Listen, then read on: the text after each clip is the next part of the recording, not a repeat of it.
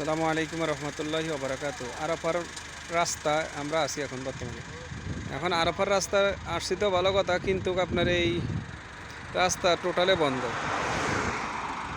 রাস্তা বন্ধ। আরাফার রাস্তা আমরা আধা ঘন্টা ধরে ঘুরছি। খালি যেই নবী হজরত মোহাম্মদ সাল্লাল্লাহু সাল্লাম বিজয়ের ভাষণ দিয়েছিলেন যেখানে দাঁড়াইয়া, ওখানে আমরা কিন্তু যাওয়ার চেষ্টা করেছি। আধা ঘন্টা ধরে ঘুরছি, ঘুরে পাইলাম না পাওয়ার কারণে এখন আমরা ঘুরে চলে যেতেছি, ভিতরে ঢোকা যায় না। এখন বর্তমানে যারা আসবেন তারা আইসেন না, এখানে বেড়া দিয়ে রাখছে, রাস্তা বন্ধ। হ্যাঁ, রাস্তা বন্ধ আছে। সবাই মিলা আইসা কষ্ট করে ঘুরে যাইলে লাভ হবে না, তাই এই ভিডিওটা করলাম। চোখে পড়লো বড় বড় পাহাড়, আল্লাহ তাআলার সৃষ্টি, আল্লাহ সৃষ্টি করে দিয়েছে বড় বড় পাহাড়, এজন্য এই পাহাড়গুলো আমরা ভিডিও করলাম।